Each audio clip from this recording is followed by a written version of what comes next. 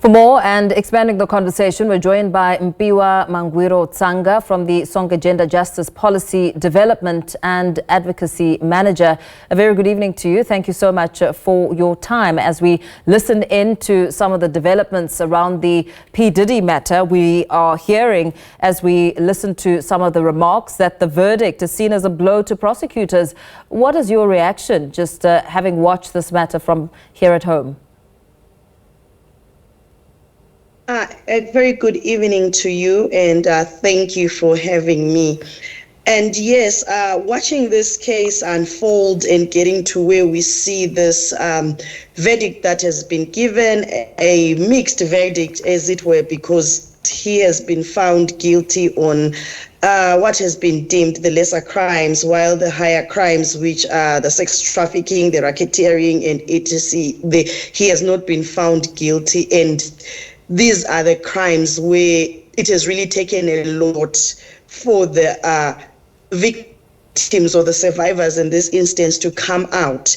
And so it is very unfortunate to see that even after they've gone against the tide, because it is not easy to take on someone of Diddy's stature in terms of the wealth that he has, the kind of influence that he has. And so that power that this person commands, it's really not easy to come out and take them on in such a case. So for the survivors having had the boldness or the bravery to come out and see this kind of judgment is really unfortunate, to say the least. And it is really disheartening that to see that once again we see how the battle for justice is for many a woman in the world when they have to fight for justice where they have been violated. It's quite interesting you speak about the stature of someone like Diddy. How do you think the reputation or perhaps the fame of someone accused seems to affect the legal process?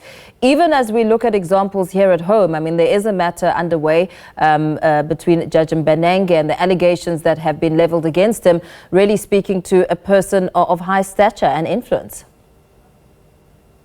Yes, certainly. You know, when we're talking of power dynamics, play a great deal when we are dealing with cases of such a nature, when we're dealing with cases of sexual violence and sexual abuse, because where it involves someone who wields enormous power, whether be it influence, be it money, be it fame, it always, first of all, that in itself instills some level of fear to the survivors, for them to be able to, one, resist someone who wields that kind of influence is not easy. And secondly, when they have been violated, it's not even easy for them to come out, to speak out, because the stakes seem so highly against them. It feels like it is the kind of power that this person has. The stakes are high. It's almost impossible that you can be able to come out and go against them and get justice, because they often shape the narratives. They have the power and the influence to shape the kind of narrative that is taken out there about the issue. They are able to hire top legal personnel, top lawyers who can be able to defend and spin their cases in whichever way that they are able to. And they can also engage in some other ways of, threats and intimidation that really make it hard for survivors to be. The playing field is not level, and it's very hard for survivors to go against such a tide, because also you are thinking in this instance, these are people who are often have people who follow them. We have people who love them, who would not want to believe that their people can behave in a certain way, which often then cast doubt on the survivor.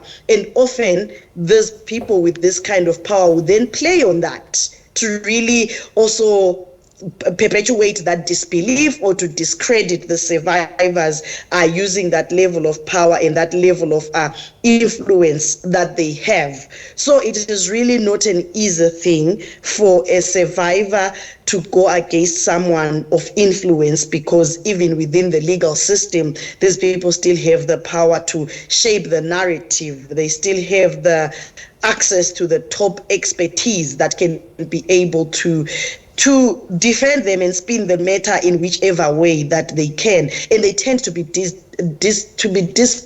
a lot.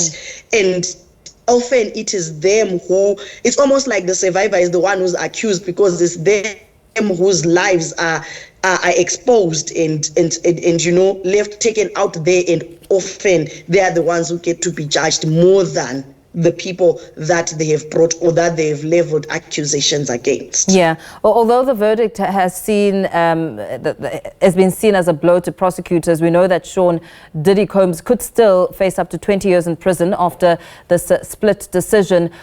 With that little bit of hope for the survivor, what does it mean for future cases, for future survivors who may need to take on somebody who's victimized them on that scale? I think in terms of really, it's like I said, it's not easy to come against someone of influence, because you know that their power and their influence is going to have an impact.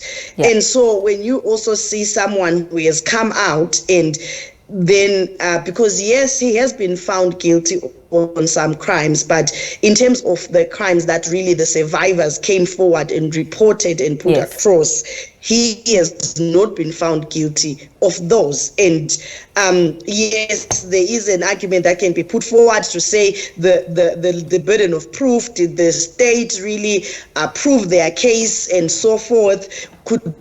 Did they prove it beyond reasonable doubt to a point where the jury could have found him guilty? All those are legal questions that can be raised.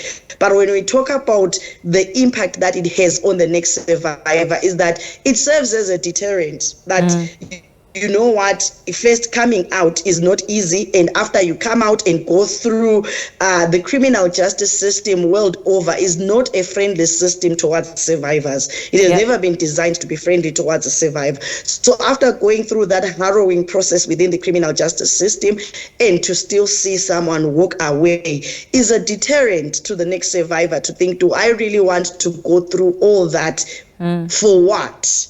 Because I may go through that, have all my life taken out, exposed, my dirty linen, everything, whatever, the good, the bad, the ugly. I may go through all of that within the criminal justice system and still see this person acquitted. So it serves as a deterrent to many a survivor and many a woman. Very well. Thank you so much for speaking to us this evening. Mpiwa Mangwiro-Tsanga from the Sonke Gender Justice of the Policy Development and Advocacy Manager.